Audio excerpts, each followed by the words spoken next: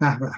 عرض سلام و ادب و احترام دارم خدمت دوستان بسیار عزیز ارجمند خودم و براتون آرزوی سلامتی و موفقیت دارم. تشکر میکنم مجددا ابتداء از خداوند بزرگ، بعد از شما که این توفیق رو داریم که در کنار شما باشیم، که به هر حال این محفل رو، محفل مولانا خوانی، محفل به اصطلاح مثنوی خوانی، که امیدوار هستیم که این محافل بر قلب و جان ما تاثیر بگذارد و ما را انسان‌های بهتری بنماید انشاءالله.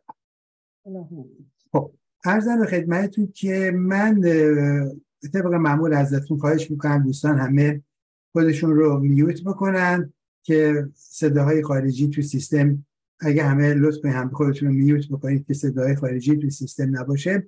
ما میتونم با اسکرین شیر شروع کنم به آغاز داستانهای این هفته خودم. خب ببینیم که بله، در جلسه گذشته ما یه چند تا داستان رو با هم بحث کردیم. یکیشون داستان کژوزیدن باد بر سلیمان علیه السلام به سبب ذلت او بود. یادتون میاد این داستان؟ من فقط یه اشاره کوچک بکنم. اون اینکه وقتی که سلیمان دید که باد کج میوزد و در اون مسیری که او میخواهد نمیرود، اعتراض میکند و میگه چرا کج میایی؟ باد بهش میگه که برای اینکه تو کج عمل کردی، ذلت در کارت بوده. ذلت گفتم به معنی چی؟ لغزش، اشتباه. ذلت به معنی به اصطلاح خار و خفیف شدن، به اصطلاح فرو افتادگی معنی میده، ولی ذلت به معنی لغزش. میگه تو لغزش داشتی، بنابراین من هم کج بردو میوزم. در مورد تاجش هم همین اتفاق افتاد و در نهایت مولانا گفتش که شما باید سعی کنید اگر دیدید اوضاع بر وفق مراد شما نیست، علت رو در خود بجویید نه در بیرون از خود. باد اگر کج میوزه بخاطر که تو کارت کج بوده که باد کج میوزه، یا دنیا اگر کج میرود بر علیه تو به خاطر کار اثر تو هستش.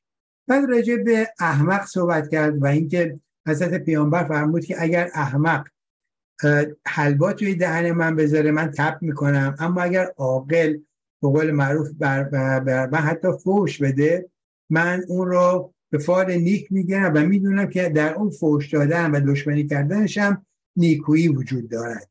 و بعدم اشاره به عقل کرد. گفت ما دو نوع عقل داریم، یه عقل مکسبیه که کسب میکنیم، از استاد و معلم کسب میکنیم، مطالعه میکنیم، یه عقل لدنی هستش و اون علمی است که خداوند از درون قلب ما به ما میده.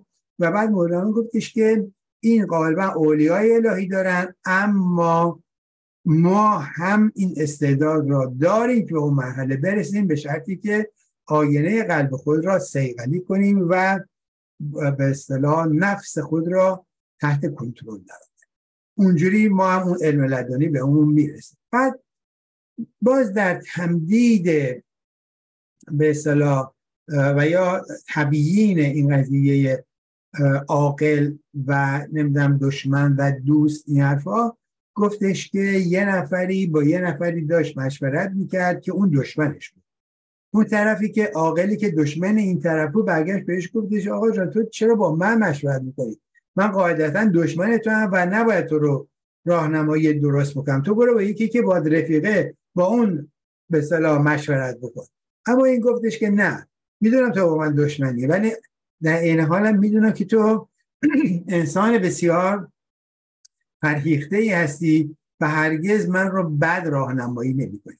بنابراین باهاش مشورت کرد و از قضا مثلا مولانا گفتش که ما یه وقتا به اصطلاح اون دشمنی که در به اصطلاح در درون ماست، اون نفس ماست که ما غالبا اون رو به عنوان دوست خودمون میگیریم و خیال میکنیم که دوست ماست، با اون مشورت میکنیم، اون ما رو به راههای بد میبره. و حالا که ما یه عقل هم داریم که او هم در وجود ماست و ما باید به اون عقل مراجعه کنیم، با اون مشورت کنیم تا مسیر درست رو بریم. درست مثل اون دوتا وزیری که با پادشاه چی بودن؟ ملازم بودن. اون حسنی که نیکو خلق بود و اون حسنی که بخیل و گداصفت. برای مولانا میگه تب خواهد تا کشد از خشم کین، عقل بر نفس است بند آهن. میگه حتی در دشمنی ها هم طبع ما، نفس ما به ما دستور میده بریم به اصطلاح کینه کشی کنیم، و حالا که عقل ما که دوست ما هستش با ما که نه، خودتون رو به اصطلاح کنترل کنید، ما رو در بند نگه میداره، نمیذاره ما بی محابا هر کاری بکنیم. بعد داستان عقل و جان اینجا، ای جان تویی، عقل و جان خلق را سلطان تو. این جنبندی آخر مولانا بود که میگفتش که عقل اونی که ذات عقل است و اونی که جان هستش که خداونده. و بعد میگه عقل و جان خلق را سلطان تو.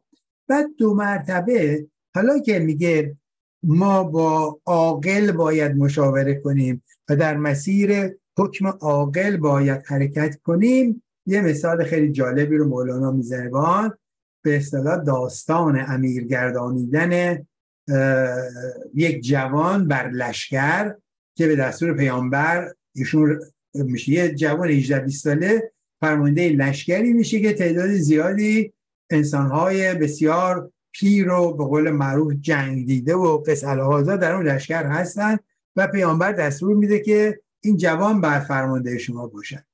و یه فضولی به قول مولانا یه بلبزوری میاد بهش میگه آقا شما چرا این همه آدمای پیر هستن با تجربه این جوان رو گذاشتید؟ خیلی حرف که میزنه. بعد حضرت پیامبر بهش میگه که ببین جوان و پیری به سن و سال رنگ و مو نیست.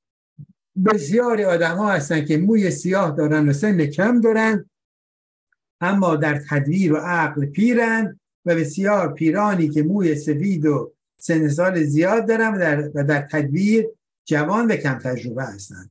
ما باید که به قول معروف به ذات انسان ها و به اصطلاح درون انسان ها نگاه کنیم. بعد به اونجا میرسه. نکته‌ای که اشاره میکنه اینه، میگه پیر عقل باشد ای پسر، نیست سپیدی موی اندر ریش و سر. میگه پیر عقله و به اصطلاح سفید و سیاه مو هیچ جایگاهی از نظر خرد نداره که من به صورت مبسوط به قول معروف چیز رو گفتم. داستان زال رو برای شما در شاهنامه گفتم که زال از دوران که بسا پیریش بس از دوران تولدش با موی سفید که مظهر پیر بودن و مظهر خرد هست به دنیا میاد و در تمام طول شاهنامه به مدت 750 سال ایشون زندگی میکند. 10 پادشاه رو مشاوره میدهد، یک حرف خطا و غلط هم نمیزند.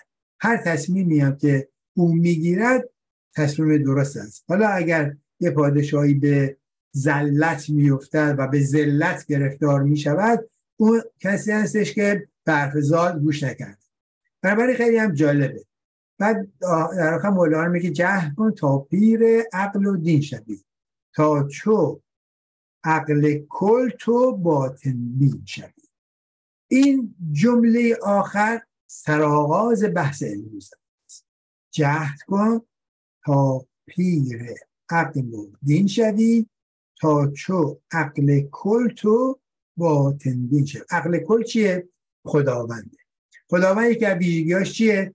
اینه که باطن بینه، قلب ما را می‌بیند، نیت ما را می‌خواند و به همین دلیل می‌داند که ما کی هستیم، چه کاره هستیم. از اینم رگ گردنم به ما چیه؟ نزدیکتره. در واقع به قول مولانا ما مانند ماهیانی هستیم که در اقیانوس وجود خداوند داریم اصلا غوطه می‌خوریم و غذای ما به قول مولانا میگه ماهیان یه ویژگی خاصی دارن، چون که آبشون و غذاشون و محل خوابشون و بیداریشون و محل زندگیشون و همه چیزشون آب اقیانوسه. یعنی اقیانوس در کل وجود اینها تسری داره و میگه خوش به حالشون، میگه منم دلم میخواست که اینطوری باشه، در اقیانوس وجود خداوند بوده. به هر حال اما قصه امروز که از اینجا شروع میشه، قصه سبحانی ما اعظم شأنی گفتن ابایزید و اعتراض مریدان و جواب او مریشان را نه به طریق گفت زبان بلکه از راه عیان. این که به اصطلاح قصه این که بایزید میگوید که مبارک است به اصطلاح شأن من و من چه بزرگم، اینجوری میگه و خود را با خداوند مقایسه، چون ما لفظ سبحان را برای خداوند به قول معروف به کار بریم، یعنی پاک و منزه است. این گفته که پاک و منزه است شأن من و این مریدان بهش اعتراض میکنن که تو خودت با خداوند مقایسه میکنی و ایشون جواب میده به این گفته خودش، به اعتراض مریدان، نه با کلام بلکه با عمل. حالا ببینیم که داستان از چه قرار. میگه با مریدان آن فقیر محتشم بایزید آمد که نک یزدان منم، گفت مستانه عیان آن فرون لا اله الا انها فابدون. چون گذشت آن حال گفتندش صباح، تو چنین گفتی و این نبود سلام. میبینید این جناب بایزید شب هنگام با مریدانش که دارن رقص سما میکنند و این به شور و وجر آمده است، به ناگاه از خود بی خود شده برگشته میگه که من خداوند هستم، خداوند در وجود من متجلی است و من خداوند هستم. این صبح که میشه آقایون مریدا اعتراض میکنن، میگن آقا شما دیشب حالتون مثل که خوب نبود، یه حرفایی زدی که شایسته بنده خدا نیست و این کار درستی نبوده. گفت این بار ار کنم من مشغله، کارها در من زنید آن دم هله. حق منزه هستن و من باطنم، چون چنین گویم بباید کشتنم. چون وصیت کرد آن آزاد مرد، هر مریدی کاردی آماده کرد. مست گشت باز از آن سغراق ضعف، آن وصیتاش از خاطر برفت. عشق آمد عقل او آواره شد، صبح آمد شمع او بیچاره شد. ببینید چه تعابیر زیبایی رو به کار میبره ایشون. وقتی که این حرف رو بهش میزنم میگه عجب حرف بدی من زدم، من ادعای خدایی کردم، من اگر همچین به اصطلاح ادعایی کرده باشم شایسته مرگ هستم. این هر کسی نباید این حرف رو بزنه. بنابراین اگر شما دیدید این بار من این کاری کردم، خون من حلاله، هر کدومتون خواستید میتونید منو با چاقو بزنید، منو بکشید، منو نابودم کنید، این به اصطلاح توبیخ من خواهد. خب این حرفو که زد 2 مرتبه شب شد و میگه او از اون سغراق ضعف باز بود. سغراق یعنی چی؟ سغراق یعنی به اصطلاح تنگ شراب، اون یعنی سغراق، تنگ شراب، تنگ یعنی با تنگ سر کشید، ضعفم یعنی بزرگ دیگه. میگه شراب عشق را نوشید و اون وصیت‌ها یادش رفت، 2 مرتبه مست شد و از خود بی خود شد و عقل و عشق آمد عقل او رو چیکار کرد؟ آواره کرد. یادتون باشه تو قصه قبلی میگفت با کی حرف بزنید؟ با عقلتون مشاوره کنید به تصمیم درست بگیرید. اینجا مولانا یه گام رفته بالاتر، میگه حالا که عشق اومد دیگه عقل جایگاه خودش اونم از دست داد. صبح آمد شمع او بیچاره شد. وقتی که صبح آمد حالا شمع او که عقل او بود چی شد؟ کم نور شد. در مقابل خورشید عشق شمع عقل جناب بایزید چی شد؟ بینور شد. خب عقل شحنه است، چون سلطان رسید شحنه بیچاره در کنجی خزید. حق سایه حق بود، حق آفتاب، سایه را با آفتاب او چه تاب؟ که تو را از تو به کلی که تو را از تو به کل خالی کند، تو شبی پس او سخن عالی کند. در چه قرآن از لب پیغمبر است، هر که گوید حق نگفت او کافر است. میبینید میگه عقل خیلی چیز خوبیه، پاسبان این جسم ماست، اما وقتی پاسبان هست و اعمال قانون میکند، اگر پادشاه بیاید دیگر پاسبان جایگاهی ندارد. اونجا پاسبان زیر مجموعه کیه؟ پادشاهه. باید هر چی که پادشاه بگه عمل کنه. برای اون میره به کنجی. بعد دیگه بله حق سایه حقه، اما خود حق آفتابه. پس وقتی خود حق میاد در واقع سایه چی میشه؟ محو میشه.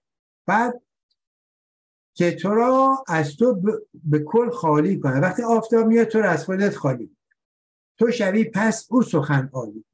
آفتاب میاد در وجود تو، او به جای تو صحبت کنه. بعد به همین دلیل میگه که بله داستان حضرت پیامبر و نزول قرآن هم دقیقا همینطور. پیامبر یک وسیله است اینجا. خداوند از طریق او، تجلی خداوند در عقل و زبان پیامبر حلول میکند و پیامبر قرآن را میگوید. پس بنابراین بله ظاهرا این است که پیامبر قرآن میگه، اما در واقع خداوند است که وجود پیامبر رو تسخیر کرده است. و پس بنابراین هر کی گوید حق نگفت او کافر است. میگه چون همای بی خودی پرواز کرد، آن سخن را بایزید آغاز کرد. عقل را سیر تحیر در بود، زان قوی تر گفت که اول گفته بود. نیست اندر جبه‌ام الا خدا، چند جویی در زمین و در سما. میبینید ایشون دو مرتبه اون همای بی خودی او پرواز میکنه، میره تو آسمون ها و دیگه بدتر از دفعه قبل حرف میزنه. این بار دیگه به صراحت این جبهشو باز میکنه و میگه که در جبه من به غیر از خدا وجود نداره. خانم آقایان، بنابراین توی زمین و آسمون دنبالش نگردی. خدا رو بخواد ببینی ها توی جبه منه. یعنی دیگه از این با وضوحتر ادعای خدایی کردن امکان پذیر نیست. اینه میگه، اینه که گفت آن مریدان جمله دیوانه شدن، کارها در جسم پاکش میزدن. میبینید تو همین جمله اول که میگه آن مریدان جمله دیوانه شدن، اونا رو میگه دیوانه شدن، بعد میگه کارها در جسم چی؟ پاکش میزدن. جسم این پاک بود. از هم ابتدا معلومه که موضع مولانا چیه. آن مریدان جمله دیوانه شدند، کارها در جسم پاکش میزدند. هر یکی چون ملحدان گرد کوه، کار میزد پیر خود را بی ستون. هر که اندر شیخ تیغی میخلید، باژگونه او تن خود میدن. یک اثر نی بر تن آن زوفنون، وان مریدان خسته در خلقاب خون. هر که او سوی گلویش زخم بود، حلق خود ببریده دید و زار مرد. وان که او را زخم اندر سینه زد، سینه‌اش بشکافت شد مرده ابد. وان که آگه بود از آن صاحب قران، دل ندادش که زند زخم گران. دقت کنید به این جمله، وان که آگه بود از آن صاحب قران، دل ندادش که زند زخم گران. اون کسانی که یه مقداری او را، حتی یک کمی هم که میشناختن ویژگی‌های این بایزید رو، نه دلشون نمیومد که زخم شدید به بایزید بزنن. به خاطر این گفتش نیم دانش دست او را بسته بود، جان ببرد الا که خود را خسته بود. دیگه اونایی که دیوونه شدن، اونایی که با خنجر توی سینه اون به سر بایزید میزنن، خنجر تو سینه خودشون در واقع میزنن. اونایی که مثلا گلوی او رو میبریدن، در واقع گلو خودشون میبریدن. ولی اونایی که یه مقداری آگاهی از شخصیت بایزید داشتن و میفهمیدن، یعنی با چشم بصیرت به بایزید نگاه میکردن و درک میکردن مقام بایزید را در آن حالت بیخودی، دلشون نمیومد که زخم شدید بهش بزنن. یه چاقوی کوچولویی مثلا رو دست بایزید بزنن، خودشون هم دستشون زخمی میشه. خب روز گشت آن مریدان کاسته، نوحه ها از خانه هاشان خواسته. پیش او آمد هزاران مرد و زن، که دو عالم درج در یک پیرهن، یا دو عالم درج در و درج سریحتر. یعنی درج یعنی صندوق جواهرات، همیشه کرد درج. این تن تو گر تن مردم بودی، چون تن مردم ز خنجر گم شدی. با خودی با بی خودی دو چار زد، با خودن در دیده خود خار زد. میبینی صبح میشه، نگاه میکنم میام میبینم او یه عده‌ای غرق در خون کشته شدن، یه چند نفری زخمی شدید هستن، یه عده‌ای زخمی به اصطلاح کم زخم هستن، اما بایزی سعی و سالم اونجا نشستیم. اومدن گفتن آقا جریان چیه و چطوره که تو هم بدنت مثل آدم هاست، اینا شما رو با چاقو زدن پس چرا تو هیچ چیز نشده، اینا همه مثلا زخم زار شدن حرفا. بعد مولانا میگه که با خودی با بی خودی دوچار است. یعنی یه آدم با خود یعنی آدم زمینی، آدمی که به اصطلاح روزمرگی رو درک میکنه، با یه آدمی که بی خود است، آدمی که اساسا جسمش جایگاهی نداره، آدمی است که روحش پرواز میکنه. میگه اینا وقتی با هم میگه درگیر میشن، با خودن در دیده خود خواهد. اون آدمی که به اصطلاح با خوده وقتی که زخم بر آن دیگری میزند در واقع زخم نکنه.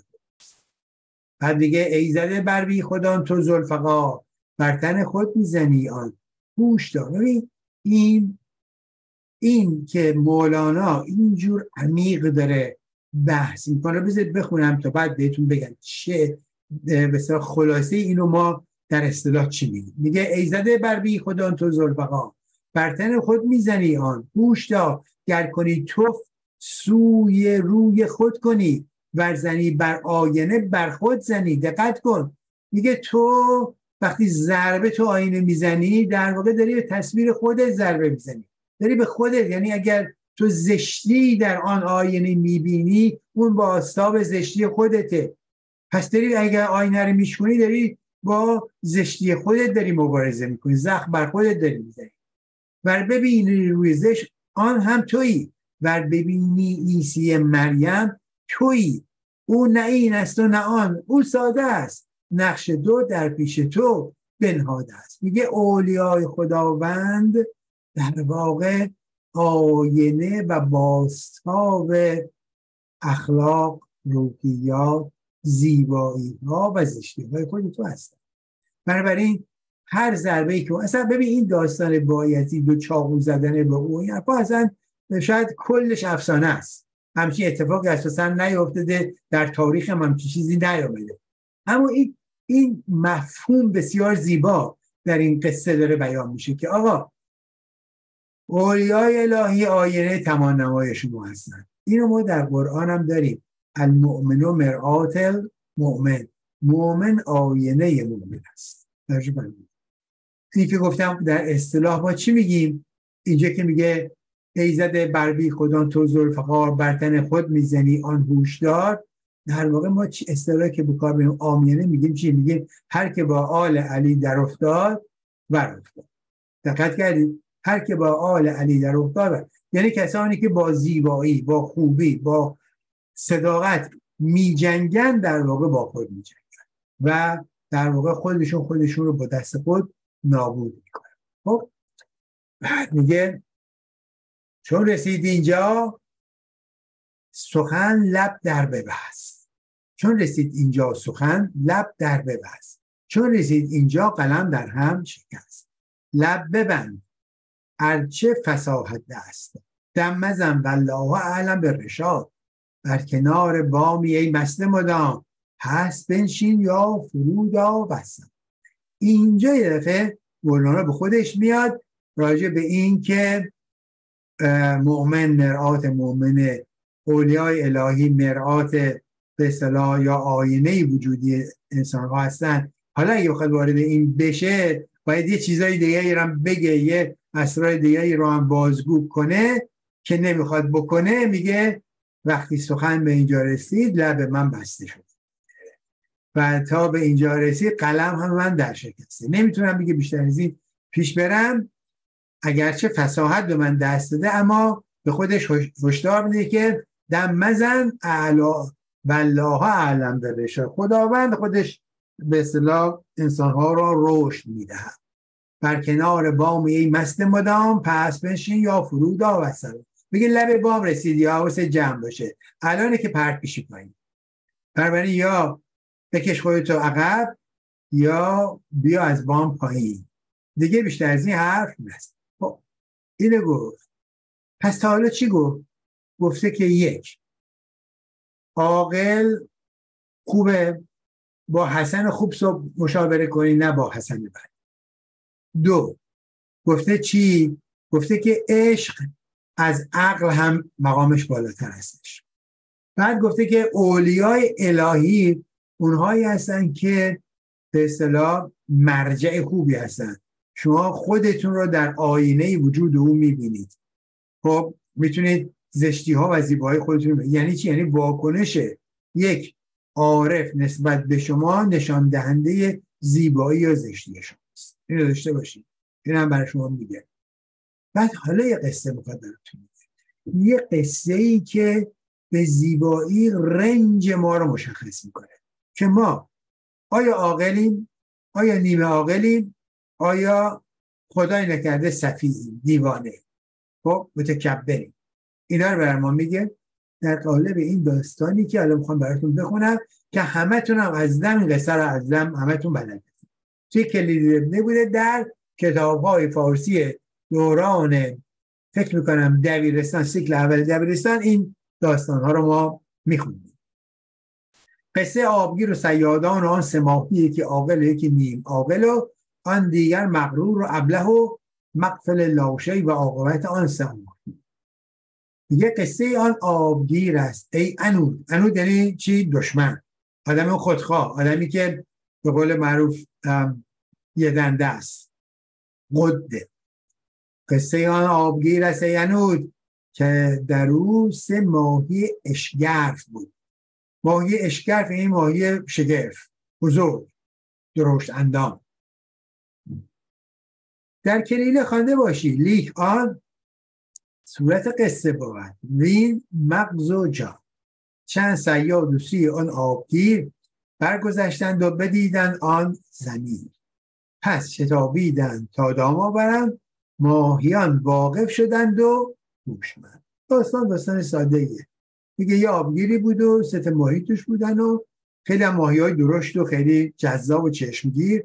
آبگیر هم که میدونید چیه دیگه. آبگیر محلی است که یه رودخانه یا یه جویی داره، چشمه‌ای جویی داره عبور میکنه به یه جایی از زمین که میرسه گودالی وجود داره، استخر مانندی، میشه آبگیر. این جایی که آب را میگیره دیگه، اسمش هم باشه آب را میگیره، ولی آب پر میکنه گودال رو، ازش سرریز میکنه، یعنی یه جوبی ادامه اون به سر آبگیر اتفاق میفته و اون آبگیر میره بالاخره یا به یه دریاچه میرسه و یا به دریا میرسه، هر جایی که باید برسه میرسه، یا به یه رودخانه مثلا بزرگی میرسه و قسم.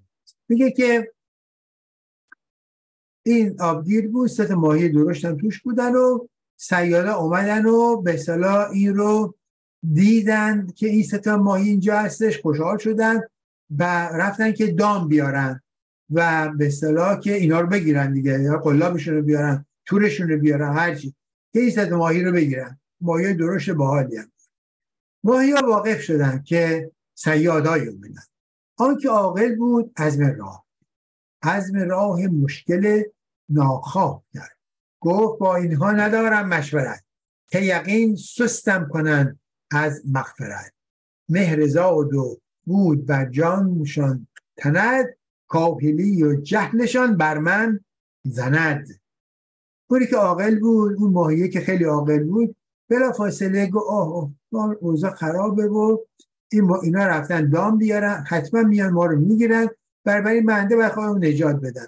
با اینا اگه بخوام مشورت کنم و بگم بیایم نریم چیکار کنیم، راه منو میزنن. اینا عاشق این محلن، میخوان توی محلشون باقی بمانن، حاضر به ریسک نیستن که جان خودشون رو نجات بدن. بس بنابراین من پا میشم میرم، به این حرفام کاری ندارم هیچی. این با این تصویر شروع کرد و رفت. حالا مشورت را زنده ای باید نکو، که تو را زنده کند وان زنده کو. خیلی این جالبه این جمله. اونایی که اهلش هستن ها میخوان جملات کلیدی، حالا من اینا رو بهتون میدم آخر به اصطلاح انشالله داستان، آخر به اصطلاح کلاسمون همین رو به صورت PDF من بهتون میدم که داشته باشید به عنوان هدیه از من. میگه مشورت را زنده ای باید نکو که تو را زنده کند. وان زنده کو؟ میگه یه آدم باید باش مشورت کنه که زنده و نکو باشه، دو تا ویژگی داشته باشه، یعنی آگاه باشد بر به اصطلاح اوضاع جامعه خود و انسان خیراندیشی باشه. اما حالا اون آدم کو کجا؟ سخت گیر میاد. ای مسافر، اینجا اینو من بخونم بعد نکیدم دیگه. ای مسافر با مسافر رای زن، زن که پای لنگ دارد رای زن.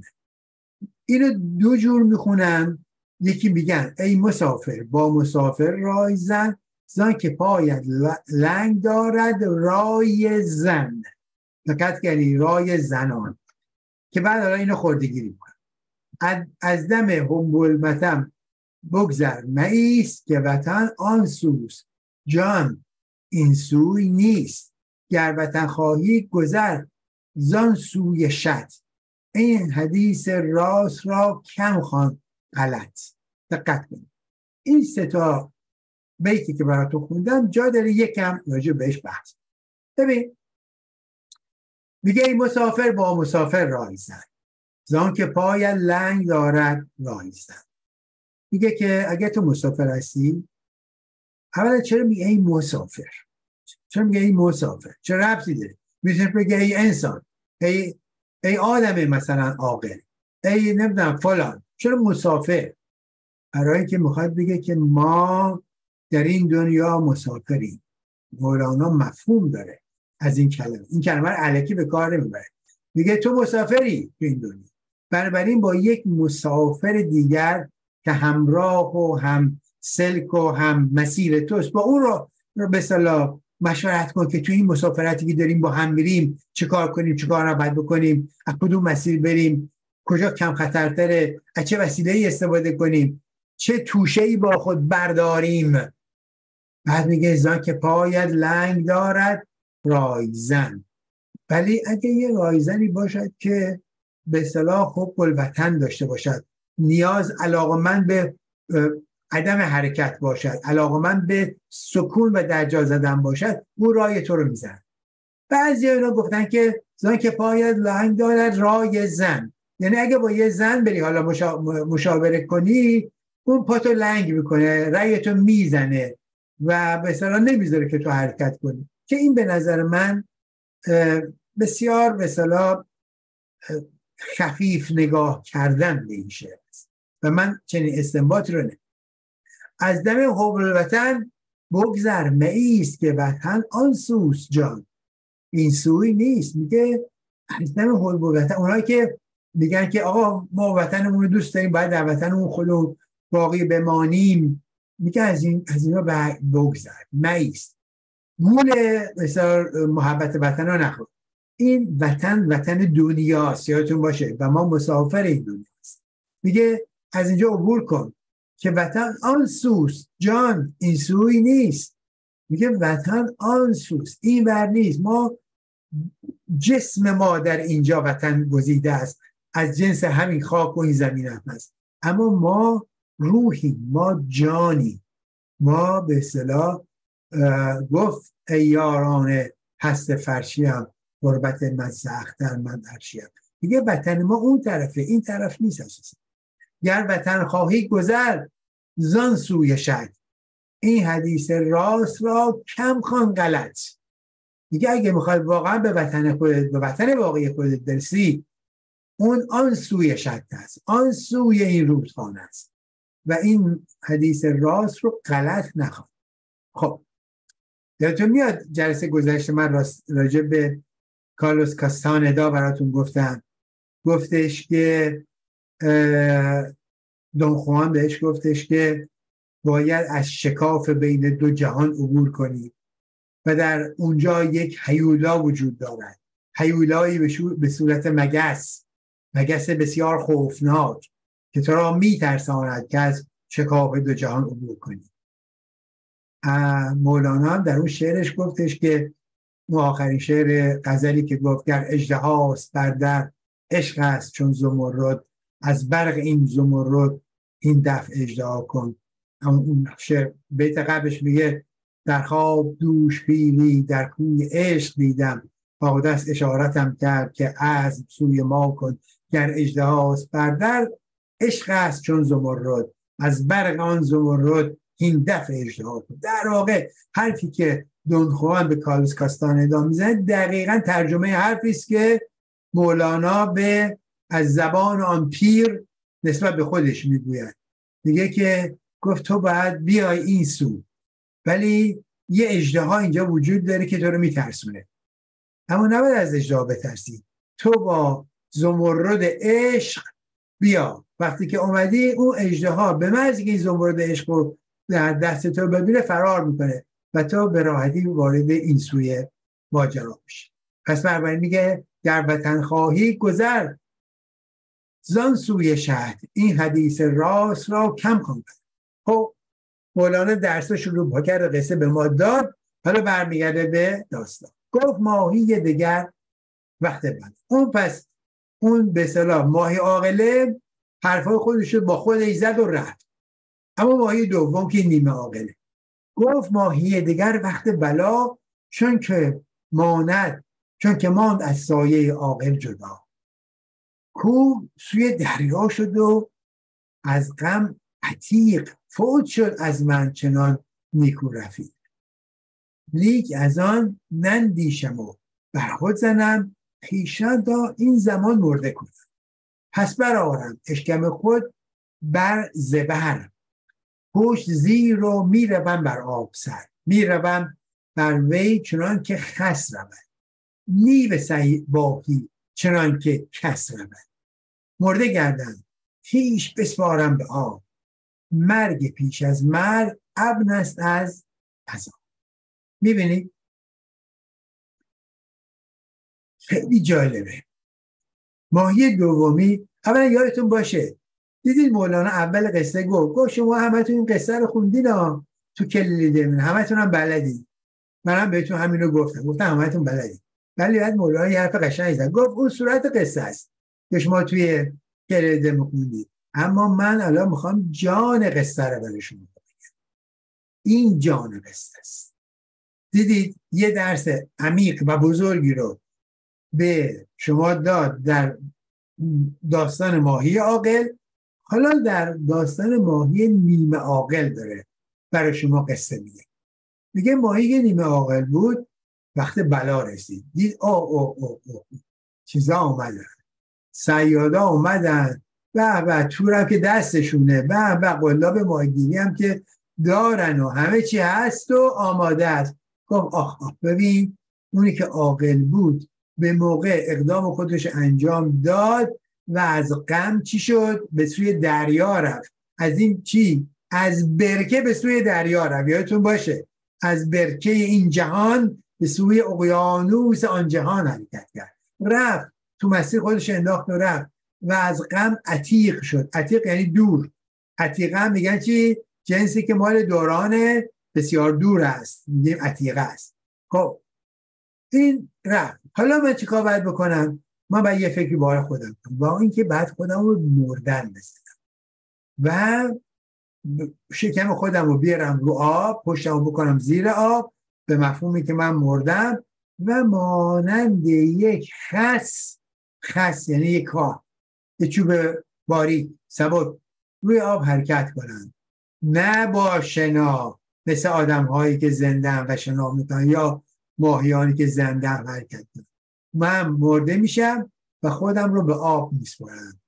مرگ پیش از مرگ ابن است از عذاب. مردن قبل از مردن ما را از عذاب در امان نگاه می‌دارد. موتو قبل موتو، این کلامی که حضرت پیامبره که سبقه قرآنی هم داره که میگوید بمیرید قبل از آن که بمیرید. یعنی چی بمیرید قبل از آن که بمیرید؟ یعنی از وابستگی های این دنیا بمیرید، از اخلاق های زشت خود بمیرید، خود را به اصطلاح ارتقا دهید قبل از آن که مورد حساب و کتاب خداوند قرار بگیرید. موتو قبل موتو. در یک غزل هم میگه بمیرید از این نفس، بمیرید از این نفس چون مردی همه بال بگیرید. از این حرفا خیلی معروف، شعر بسیار بسیار زیبایی است که ببینید اصلا بمیرید و بزنید میاد. 2 تا غزل پشت سر همه، هر دوش هم توی دیوان شمس وجود داره. دقیقاً سخن حضرت پیامبر رو تبیین و تفسیر کرد. خب همچنان مرد و شکم بالا فکند، آب گه بردش نشیب و گه بلند. هر یکی زان قاصدان بس غصه بود که دریغا مایه مهتر بمرد. شاد میشد او از آن گفت و دریغ، پیش رفت این بازی هم رستم زدی. پس گرفتش یک صیاد ارجمند، بر سرش تف کرد و بر خاکش فکند. میبینید عاقله با عزت و احترام خودش رفت، این نیمه عاقله حالا یه جوری داره جون خودش نجات میده، اما با ذلت. صیادا میگیرنش، تف به سرش میکنن و پرتش میکنن رو خاک، میگن تف بر این شانس ما و بر این ماهی که میخواستیم بگیریم و بعد حالا مورد دیگه به درد ما نمیخوره و میندازه. قلتان رفت پنهان اندر آب، مان آن دیگر همین کرد استماع. ببینید بالاخره این جناب ماهی نیمه عاقل با به حالت، به حیلت، به زاری، به زور، با بدبختی خودشو روی خاکا قلتوند و بالاخره انداخت خودشو تو آب. چی باقی بود؟ اون ماهی احمق. از چپ و از راست میجست آن سلیم، تا به جهد خویش برهاند گلیم. دام افکندند و اندر دام ماند، احمقی او را در آن آتش نشان. بر سر آتش به پشت تابعی، با حماقت گشت او هم خوابعی. هیچی، این جناب ماهی احمق یه راه به جایی نبرد و هی از این و از اون میدوید و چه میدونم زیرابین میرفت و روابین میرفت سعی که خودش نجات بده، بالاخره به دام افتاد. در یک محیط بسته و کوچک ایشون به دام افتاد. میگه از حماقت با حماقت و با ماهیتابه چی شد؟ هم بسته شد. برخه گرفتنش و سرخش کردن از بین. حالا ببین چیا میگه مولا. میگه او همه جوشید از تف سعیر، سعیر یعنی آتش. او همه جوشید از تف سعیر، عقل میگفتش علم یا تک نظیر. میگه او از تف آتش میسود و عقل به اون میگفت آیا من به تو انذار ندادم؟ آیا من به تو نگفتم وابستت جمع کن؟ آیا من نگفتم خودتو از بلا نجات دیده؟ من با تو حضور داشتم، من به تو میگفتم اما تو گوش نمیدی. و همه جوشید از تف سعیر، عقل میگفتش علم یا تک نظیر. او همه گفت از شکنجه و از بلا، همچو جان کافران قالوا بلا. اون بیچاره ماهی هم از شکنجه اینا میگفتش بله بله بله شما گفتیم ما گوش ندادیم. این همه آیات قرآن ها که میگه خداوند در ذریه آدم انسانها را فرا خواند و به آنها گفت آیا من پروردگار شما نیستم؟ گفتن بله. گفت آیا شیطان دشمن بزرگ شما نیست؟ گفتن بله. همه گفتیم بله. اما اینجا آمدیم از یادمون رفت و بعضیا خودشون رو در دامن شیطان قرار دادن و وسوسه شیطان رو پذیرفتن. دیگه که همچنین میکرد با خود نصرها، که کس چنین برته اگر یابم رها، دامن عاقل بگیرم روز شب، تا نیفتم در چنین رنج و تعب. میبینید دیگه که این آقا، این جناب ماهیه داشت سرخ میشد روی ماهیتابه، ولی نظر میکرد بیچاره که اگر من نجات پیدا کنم دیگه دامن عاقل رو رها نمی کنم، ولی دیگه ببخشید این موقع دیگه دیر شده و راه به جایی نمیبرم. پس بنابراین موضوع عقل،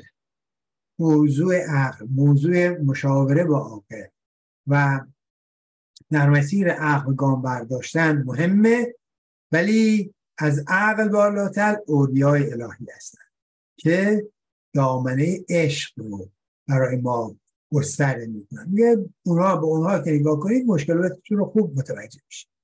حالا دقت، قصه آن مرغ گرفته که وصیت کرد که بر گذشته پشیمانی مخور، تدارک وقت اندیش و روزگار مبر در پریشانی. اینم باز از اون داستان‌های معروفه، باز اینم در کلید ضمن است، باز این هم ظاهرش داستان خیلی ساده، ولی مولانا جان داستان رو برای ما در قالب انسان عقل‌اندیش و انسان ناعقل‌اندیش بیان میکنه. چقدر زیبا. میگه آن یکی مرغ گرفت از مکر و دام، مرغ او را گفت که خواجه همام. همام یعنی بلند همت. آن یکی مرغ گرفت از مکر و دام، مرغ او را گفت که خواجه همام. تو یکی مرغی ضعیفی همچون من، صید کرده خورده گیر ای نیک زن. تو بسی گاوان رو میشم کرده ای، تو بسی اشتر رو قربان کرده ای. تو نگشتی سیرزان ها در زمن، هم نگردی سیر از اجزای من. مرمرا آزاد گردان از کرم، ای جوان مرد کریم محتشم. هل مرا تا که سه پندت بردهم، تا بدانی زیرکم یا ابلهم. ببینید یه مرغ کوچولویی رو، یه پرنده کوچیکی مثلا یه گنجیش که یه کپکی رو چه شبیه به این گرفته میخواد بخورتش. طرف مثلا مرغ برمیگرده اون پرنده برمیگرده آقا ما چی داریم که تو میخوای بخوری مرد حسابی؟ تو 1000 تا حالا گاو و گوسفند و این حرفا خوردی سیر نشدی. یعنی تو با خوردن من که به جایی نمی، من جایی از شکم تو رو نمیگم، من رها کن. در عوضش من 3 تا پند بهت میدم، 3 تا پندی که تو زندگی تاثیرگذاره و میتونه تو رو انسان بهتری بکنه، زندگی تو متحول. میگه خب حالا بد نیست، حالا اتفاقا بد نیست. خب ببین چیه. بعد میگه اول آن پند هم در دست تو، بتم ای جان و دلم پابست تو. بر سر دیوار بتم ثانیش، تا شوی زان پند شاد و خوب و خوش. وان 3 پند دهم من بر درخت، که از این 3 پند گردی نیکبخت. میگه ببین معامله‌م اینه، دروغ هم نمیگم، اولین پند رو تو دست خودت بهت میدن که بدونی دروغگو نیستم. اگه دیدی پندم ارزشمنده و واقعا میتونم پندهای بهتری هم بهت بدم، برای منو رها کن. قول میدم میرم روی دیوار که بشینم، یه دونه پند دیگه بهت میدم و اگه دیدم این 2 تا پند خوب عمل کردید یا درست فهمیدید، پند 3 رو روی درخت بهت میدم. بعد از اونم دیگه خداحافظ، ما بریم به زندگی خودمون و شام دنبال زندگی. این طرف میپذیره، میگه خیلی خوب باشه قبول داریم. پند اول بگو بینم. آنچه بر دست است این است آن سخن، که محالی را ز کس باور مکن. فقط که میگه اولین پند من اینه آقای محترم، حرفای محال رو از هیچ کس باور نکن. به قول این فرنگی ها چی میگن؟ میگن طرف یه چیزی میگه، دیدید تو این تبلیغات و اینا دادن میگه آقا this is too good to be true، مثلا زیادی خوبه که حقیقت داشته باشه. آنچه بر دست است این است آن سخن، که محالی را ز کس باور نکن. برکفش چون گفت اول پند ضعف، گشت آزاد و بران دیوار نه. گفت دیگر بر گذشته غم مخور، چون ز تو بگذشت زان حسرت مبر یا مخر و مبر. گفت دیگر بر گذشته غم مبر، چون ز تو بگذشت زان حسرت مبر. دقت کن 2 تا پند داد. اولیشو گفتش که اولا که حرف محال از آدم‌ها باور نکن، چیزی که به عقل جور در نمیاد. یک.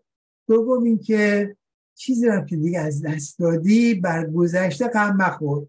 این خیلی درده ها، ما خیلی آمون متاسفانه بر گذشته غم و حسرت های زیادی میکنه. بسیاری من دیدم خیلی اصلا افسرده میشن و جالب هم هست که بی‌انصافا به خودشون هم نمیگیرن، همیشه دیگران رو مقصر میکنن. اگه من به حرف فلانی گوش نکرده بودم، مرد حسابی تو خودت عقل داشتی، چرا به حرف فلانی گوش کردی؟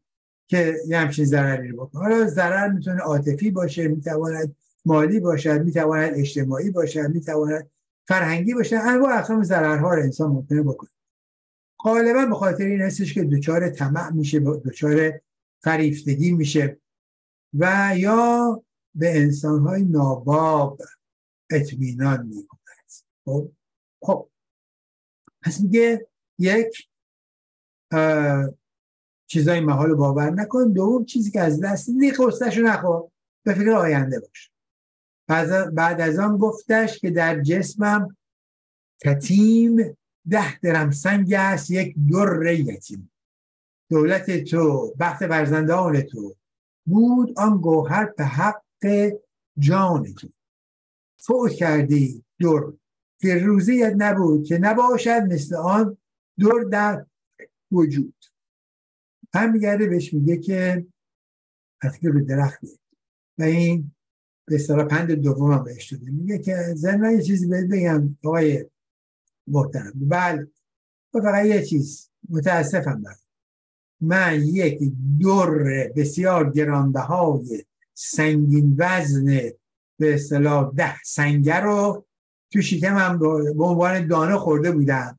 این تو شکم منه، بنده خدا. متاسفم که قسمت نبود که منو بخوری. اگه منو خورده بودی و شکم منو شکافته بودی و منو کباب کرده بودی قسمت منو بخوری، این مثلا دوره که در دنیا وجود نداره نظیر آن دست تو بود و تو بسیار ثروتمند میشی. برات خیلی متاسف. اینو میگه آنچنان که وقت زادن حامله ناله کرد، ناله دارد خواجه شد در قلقله. آنچنان که وقت زادن حامله ناله دارد خواجه شد در قلقله. گشت غمناک و همی گفت آه آه این چرا کردم که شد کارم. من چرا آزاد کردم من تو را، زین یل از راه بردی مرمرا. میبینی بقول حالا مولانا میگه این آقا مثل زنهای حامله موقع زایمان که درد میکشن و آه میکشن، اینم شروع کرد به آه کشیدن. ببینید این تمثیلی که میخواد مولانا ببره برای تحقیر اون مرده که به کار میره. میگه مثل زنهای حامله شروع کرده مثلا ناله کردن و فلان کردن که به نوعی تحقیرش هم بکنه طرف، چون به اصطلاح مرد غرور داره به خیال خودش. میگه که اینا میگه و بهش میگه که میگه من چرا گول تو رو خوردم، چرا مثلا من گولم زدی و فلان میساری گریه زاری. مرغ گفتش نی نصیحت کردمت که مبادا برگذشته دی غمت، چون گذشت و رفت غم چون میخوری، یا نکردی فهم پندم یا کری. وان دوم پندت نگفتم که زلال هیچ تو باور مکن قول محال. من نیم خود 3 درم سنگ ای سند، 10 درم سنگ اندرونم چون بود. میبینی چقدر ساده اینو مثلا گولش میزنه و این طرف که مثلا آدم با بینش و خردمندی چجوری ساده گول میکنه. میگه مرد حسابی من خود کل جسم من 3 درم سنگ بیشتر وزن ندارم. من یه فنچم دیگه، قد یه فنچ بوده طرف. یه فنچه. آخه من چطور میتونم یک سنگ 10 مثلا درم سنگی رو مثلا من 3 برابر وزن خودم رو خورده باشم و بعد تازه من که توی دست تو بودم که تو اینقدر شعور نرسید که آخه من تو دست تو بودم، تو نفهمیدی که من اینقدر اصلا سنگین نیستم. بعدم بهت پیغام داده بودم که حرف محال باور نکن، بهت گفته بودم که برگذشته غم مخور. خب تازه آقای جناب خواجه به خودش ای بابا ما چی بودیم، چی فکر میکرد. خواجه باز آمد به خود گفتا که هین بازگو پند سوم ای نازنین. گفت آری خوش عمل کردی بدان، تا بگویم پند ثالث رایگان. این بگفت و برپرید و شاد رفت، سوی صحرا یه سر خوش، سوی صحرا سرخوش و آزاد رفت. میگه که نه اینکه خیلی خوب بی زحمت اون 2 تا پند قبلی رو عمل کردی، خوب گوش کردی و فهم کردی، حالا دیگه انتظاری پند سوم هم بهت بدم، تو لیاقت پند دادن نداری. بنابراین بلند شد و رفت، پرواز کرد. حالا مولانا جمع‌بندی میکنه، میگه پند گفتن با جهول خوابناک، تخم افکندن بود در شورا. چاک حمق و جهل نپذیرد رفود، تخم حکمت کم دهش ای نیک خود. زان که جاهل جهل را بنده بود، چون که تو پندش دهی او نشنود. میبینی میگه که یادتون باشه با جهول خوابناک، یکی کسی که هم جاهل است و هم خوابناک است، یعنی خود را به خواب زده است. تو افکندن و بعد در شور بذر پاچی سخنان حکمت آموز به اینا گفتن درست مثل بذری است که بر شوره‌زار می‌ریزی. چاک حمق و جهل نپذیرد رفود. میگه چاکی که بین حمق و جهل و به اصطلاح عکس حمق عقل دیگه و آگاهی دیگه، بصیرت مخالف حمق، آگاهی مخالف جهل. میگه چاک فاصله اینا رفو پذیر نیست. تخم حکمت کم دهش ای نیک خوب. این آدمای احمق و جاهل رو بهشون تخم حکمت نده. زن که جاهل جهل را بنده بود، چون که تو پندش دهی او نشنود. او آدمایی که جاهل هستن هر چه پندهی تاثیر گذار است. خب این موضوع رو شما در انجیل از زبان حضرت مسیح میشنوید. یه جایی با پیروان خودش نشسته میگه که برزیگری بذر میپاچد، برخی از این بذرها در شوره‌زار میریزند، برخی بر سنگلاخ قرار میگیرد و بخشی بر خاک حاصلخیز. آنچه بر شوره‌زار است اساساً جوانه نمیزند و رشد نمی‌کند. آنچه بر سنگلاخ است ممکن است به خاطر قشر نازکی از خاک که بر آن بر سنگ وجود دارد جوانه بزند، رشدی اولیه می کند، اما ریشه آن به سنگ می خورد و با کمبود باران نابود می شود و از بین. ولی آنچه بر خاک حاصلخیز می نشیند جوانه می زند، متبلور می شود و به بار می کشید. دیگه که سخنان حکمت هم همین است. بر بعضی ها، بر شوره‌زار قلب بعضی ها اساساً تاثیرگذار نیست و جوانه نمیزند. در بعضی ها ممکن است که تحولاتی به وجود بیاورد، اما اگر نگهداری نشود و تداوم نگهداری وجود نداشته باشد، مانند سنگلاخ است، از بین می رود بعد از مدتی. ولی در آنهایی که قلب سلیم دارند این همچنان باقی میماند و به قول معروف تداوم دارد تا به مرحله رشد برسه.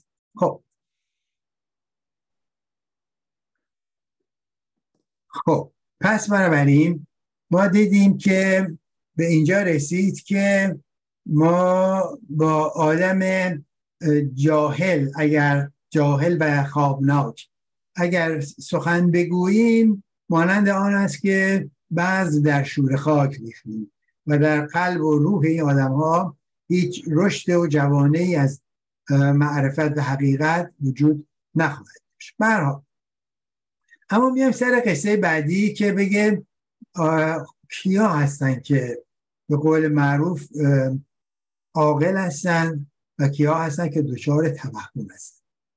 مجاوبات موسی علیه السلام که صاحب عقل بود با فرعون که صاحب وهم بود.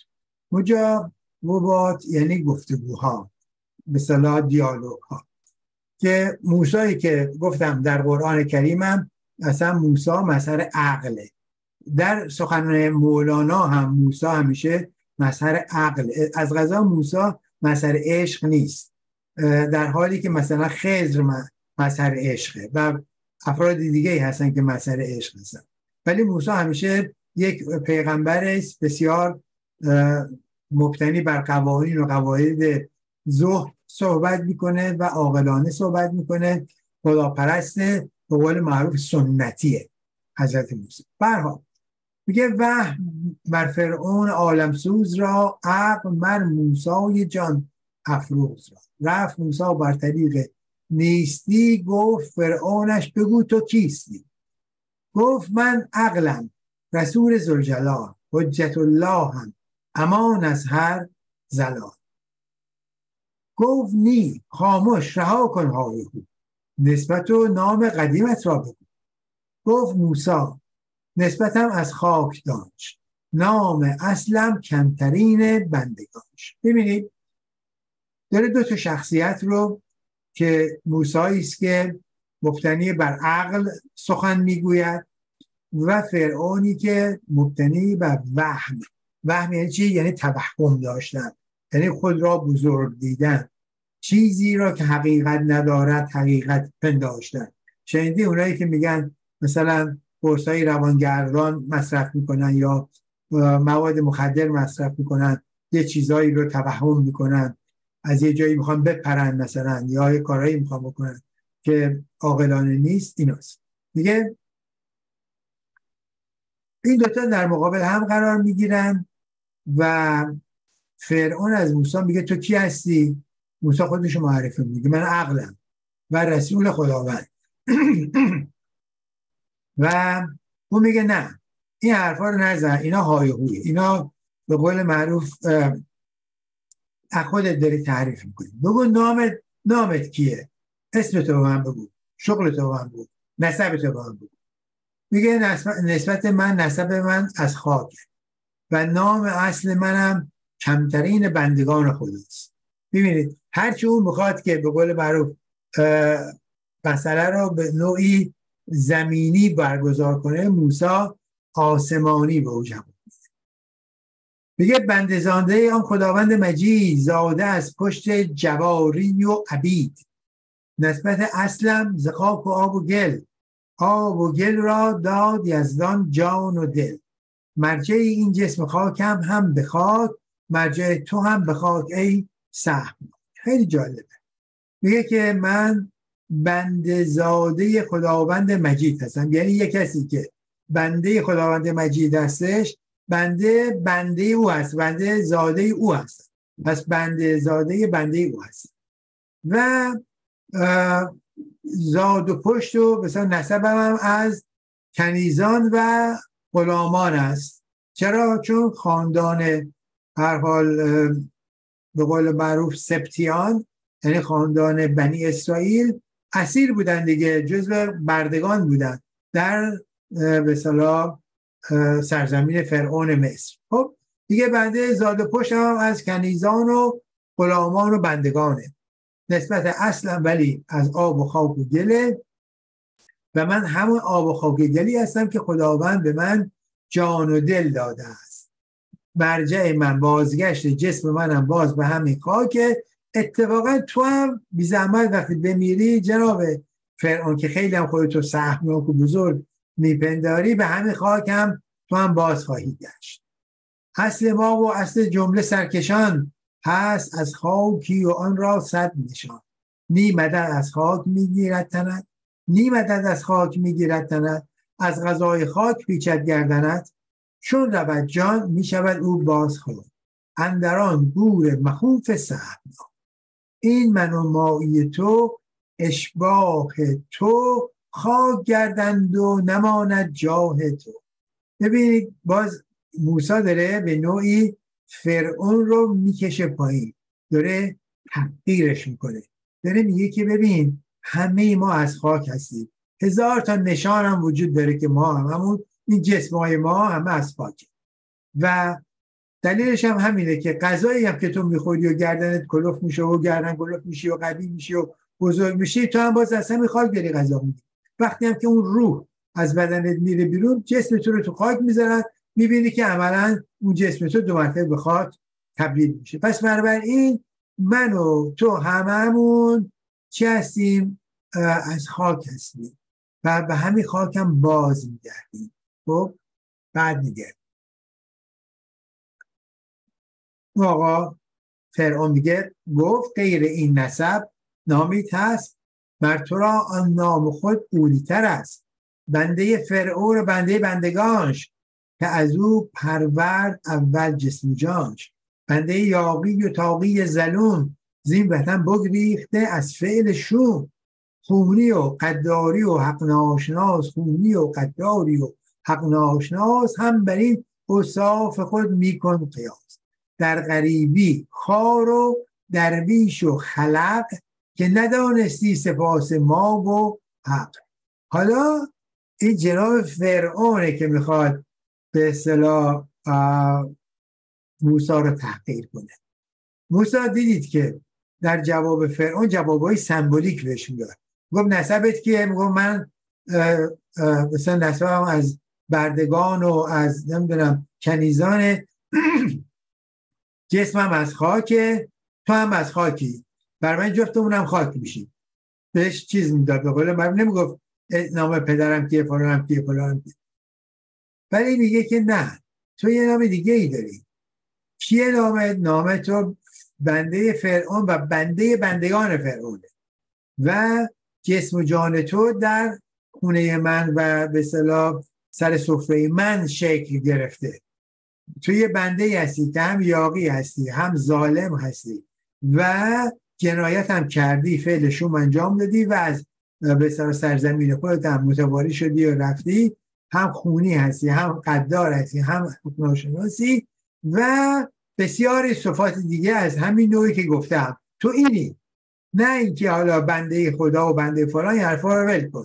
رفتی توی غریبی، اینجا پیش ما بودی، مثل یک سلطان زندگی میکردی و در خانواده من با پسر من بزرگ میشدی و به اصطلاح مثل یه شاهزاده زدیم که فرار کردی رفتی تو غریبی، اونجا شدی درویش و بدبخت تو سری خورده. چرا؟ چون حق سپاس نعمتی که من برای تو تأمین کرده بودن رو ندانستی، تو یه بنده حق ناشناس. ببینید چطور فرعون موسی رو تحقیر میکنه. باید گفت هاشا که بود با آن ملیک، در خداوندی کسی دیگر شریک، واحدن در ملک و او را یار نی، بندگانش را جزو سالار، نیست خلقش را دگر کس مالکی، شرکتش دعوی کند جز خالقی، نقش او کردست و نقاش منوس، غیر اگر دعوی کند او زغل جوست، تو نتوانی ابروی من ساختن، چون توانی جان من بشناختن. میبینید حالا موسی دیگه باهاش به قول معروف فلسفی صحبت میکنه و جواب دندان شکن بهش میده، چون گفته بود که تو بنده بندگان من هستی، در حالی که موسی میگه من بنده زاده خداوند هستم. میگه که هاشا که با ملک او کسی بتواند شرکت کنه، یعنی من شریک بنده او هستم و در ملک او قرار دارم و کسی نمیتواند شریک ملک او باشد. بعد میگه که او یار ندارد و کسی و بندگانش رو جز او سالاری وجود نداره، پس یعنی رد میکنه بزرگ بودن به اصطلاح فرعون رو. بعد میگه که نیست خلقش را دگر کس مالکی، شرکتش دعوی کند جز خالقی. اون کسانی که خود را در خلقت خداوند شریک میدانند جزو هلاک شدگان هستند، نابود شدگان هستند. بعد میگه نقش من رو او ترسیم کرده و اگر کسی دیگری در این نقش دعوی بکند او ظلم کرده است. تو حتی یه ابروی منم نمیتونی بسازی، چه برسه که جان من را بشناسی و جان من را به من بدهی. بنابراین نفی میکنه که مثلا فرعون خداوند اوست و پروراننده اوست، بلکه آن قدار آن تاقی تویی، لاف شرکت میزنی، یاقی تویی. گر بکشتم من اوانی را به سر، نی برای نفس کشتم نی به لحم، من زدم مشتی و ناگاه افتاد، آن که جانش خود نبود جانی بداد. من سگی کشتم تو مرسل زادگان، 100,000 طفل بی جرم و زیان، یا بی جرم و زیان کشته یا خونشان در گردنت، تا چه آید بر تو زین خون خوردنت. کشته ای ذریت یعقوب را، بر امید قتل من مطلوب را، کوری تو حق مرا خود برگزید، سرنگون شد آنچه نفست میپزید. میبینید حالا حقارت به اصطلاح فرعون رو در مقابل عزم و اراده خداوند به رخش میکشه. میگه که بله تو قدار تو هستی، تاقی هم تو هستی و لاف بسیار شرکت در خلقت خداوند میزنی، برای یاقی تو هستی. میگه من اگر یه دشمنی رو به سهو بکشتم، قصد نداشتم بکشمش، ولی به خاطر نفس خودم او رو نکشتم، به خاطر لذتم او رو نکشتمش. یه اتفاقی افتاد، من یه مشتی بهش زدم، نمیخواستم، هم قصدم هم کشتن داشتم، اما برای پاش لیزید سر خورد و سرش خود به یه جایی افتاد و مرد. او اساسا چون جزو سپاهیان فرعون بودش، میگه او اساسا جان نداشت و جان داد. یعنی میخواست بگه که به اصطلاح به قول معروف جان نداشت و جان، یعنی روح متعالی نبود به قول من. بعد میگه که من سگی رو کشتم، اما تو چی؟ تو هزاران طفل بیگناه رو کشتی. چرا از لفظ سگ از اون سرباز به اصطلاح چیز میکنه، به اصطلاح یاد میکنه؟ به خاطر اون یکی از سربازان فرعون بود که به اصطلاح بردگان رو تحت کنترل داشت و مثلا این حرفا. میگه من یه سگی رو کشتم، اما تو مرسلزادگان یعنی فرزندان یعقوب رو کشتی، اون هم 100,000 تا بچه رو کشتی، بچه‌ای که هیچ ظلمی به هیچ کس نکرده، حالا اون حداقل ظلم و زور میکرد به دستور تو، سگ تو بود دیگه، این کارا رو میکرد. بعد میگه که این همه کارا رو کردی چون میخواستی که منو بکشی، اما دیدی که به کوری چشم تو خداوند منو در خانه خود تو بزرگ کرد و از دست تو گریختم و حالا میبینی که در مقابل تو ایستادم و ادعا دارم و تو هم هیچ کاری نتونستی با من بکنی. گفت اینها را بهل بی هیچ شک، این بود حق منو، این بود حق منو نان و نمک، که مرا پیش حشر خاری کنی، روز روشن بر دلم تاری کنی. میگه که اینا رو ولش کن، حالا بگو ببینم حق نون و نمکی که با ما خوردی و ما تو رو بزرگت کردی این بود که بیای منو مثلا حالا با این جادوگری هایی که داری میکنی و ما رو اژدها میندازی و از این حرفا بیای منو خار خفیف کنی در مقابل مثلا مردم و زندگی رو بر من بالاخره تار کردی دیگه، مشکلات برای ما ایجاد کردی، باعث قیام بنی اسرائیل شدی تو. گفت خاری قیامت صعب‌تر گر نداری پاس من در خیر و شر، زخم کیچی را نمیتانی کشید، زخم ماری را چون خواهی کشید، ظاهرا کار تو ویران میکنن، نیک خاری را گلستان میکنن. دیگه ببین بله ظاهرا این هستش که من دارم تو رو خار و خفیف میکنم در بین مردمان خوده، اما یادت باشه خاری قیامت بسیار صعبتر و سخت‌تر از اینها و تویی که این خار و خفیفی ظاهری و کوچک رو نمیتونی تحمل کنی، خاری قیامت رو میخوای چیکار کنی؟ تو کنترل و یا تحمل خار یه کیک، چه میدونم والا همون کک ما میدیم دیگه، اینو نداری، زخم مارهای غاشیه قیامت رو میخوای چجور تحمل کنی؟ من ظاهرا تو رو ویران میکنم، اما در واقع یک خارستان رو دارم شخ میزنم که اون رو تبدیل به گلستان بکنم، یعنی کبر و غرور تو رو از بین میبرم و از تو انسان زیبایی رو میخوام به وجود بیارم. با حق سخت استاد جادویی که درافکندی به مکر این جادویی، خلق یک دل را تو کردی دو گروه، جادویی رخنه کند در سنگ و اونم جواب موسی رو داره میگه تو جادوگر خوبی هستی و در اینجا مکر کردی و مردم رو دوگانگی درشون به وجود آوردی، مردمی که همه یک دست بودن و من رو به خدایی پذیرفته بودن رو به اصطلاح رام من بودن، تو یه کاری کردی که اونها به اصطلاح یه دشون در مقابل من حالا دیگه ایستادن و تو جادوی تو بسیار نافذه.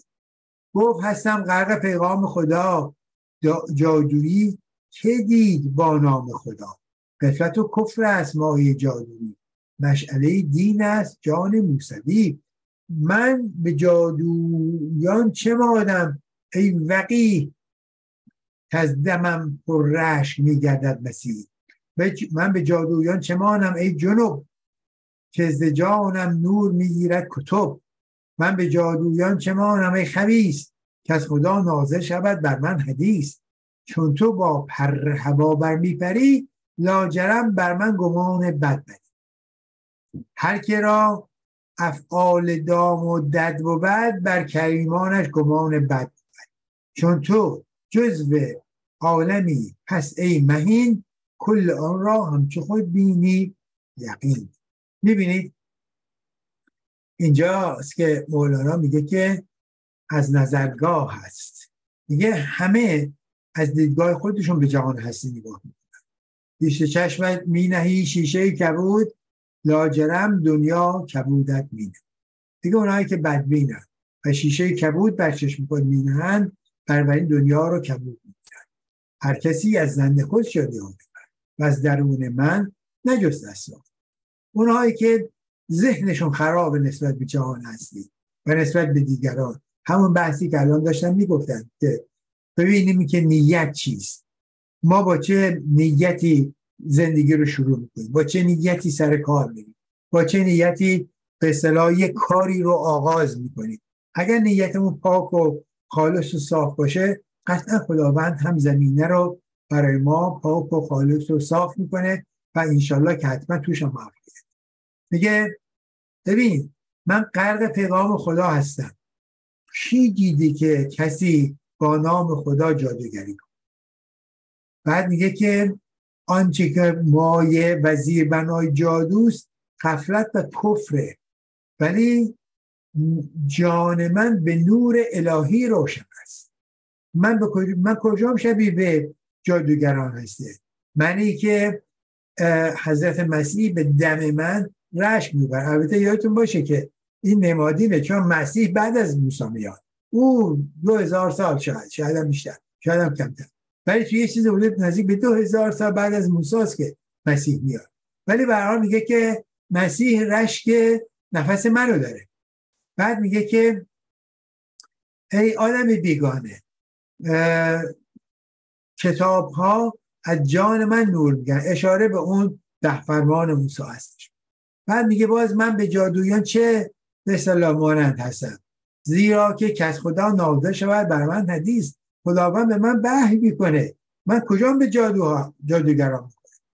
بعد میگه چون تو با پر هوا برمیپری، اینجاست میگه چون تو بر اساس هوای نفس خودت داری پرواز میکنی، لاجرم بر من گمان بد داری. بنابراین تو هیچ بعید نیست که گمان بد نسبت، چون خودتو همه را به مصداق خودت داری میسنجی، از زن خودت داری، کافر همه را به کیش خود پنداره. تو بر مبنای جادو داری بر مردم حکومت میکنی، فکر میکنی منم جادو کرد.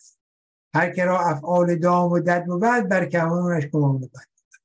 چون تو جزو عالمی پس ای مهین، کل آن را همچو خود بینی یقین. میگه تو دنیایی فکر میکنی، چون دنیایی فکر میکنی کل جهان رو هم با دیدگاه مادی و دنیایی خودت داری به اصطلاح تفسیر. طالب هر چیز ای یار رشید، جز همان چیزی که میجوید ندید. چون ندارند مدرکی جز رنگ و بو، جمله اقلیم ها را گو بجو.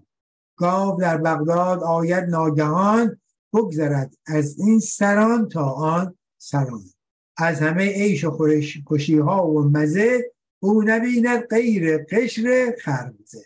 باز ببینید که میگم تحقیر میکنه مولانا در این شعر، داره کی رو تحقیر میکنه؟ آدم های مادی رو داره تحقیر میکنه. آدمی که به مادیات با چشم مادی به جهان هستی نگاه میکنه، تشبیهش میکنه به چی؟ به یک گاو. میگه هر طالب هر چیز ای یار رشید، جز همان چیزی که میجوید ندید. میگه هر کسی دنبال اون چیزی که فقط میگرده اون رو میبینه، خیلی چیزای دیگری دیگه نمیبینه ها. تو این دنیا خیلی اتفاقات میفته، اما اون فقط اونی که میخواد میبینه. مثالش چیه؟ مثالش اینه که یک گاو از تو بغداد، از سر بغداد تا ته بغداد حرکت میکنه. حالا ببینید بغداد به عنوان مرکز تمدن، مرکزی است که توش دانشگاه وجود داره، مرکزی است که توش علما، دانشمندان، فرهیختگان، چه میدونم تدریسیان ها، سیاستمداران، اینقدر آدم های بزرگ، سازمان‌های مختلف فرهنگی اجتماعی چی وجود داره، مساجد وجود داره، فلان وجود داره، کلیساها وجود داره، دانشمندان اینا فلاسفه هستن. این گاوه از سر بغداد تا ته بغداد میاد، ازش میپرسن که جناب شما تو این بغداد چی دیدی؟ میگه جات خالی، تو فلان خیابان که عبور میکردن یه سری پوست خربوزه ریخته بودن، خودمون عجب خربوزه، عجب پوست خربوزه. همین فهم و شعورش از کل بغداد هم.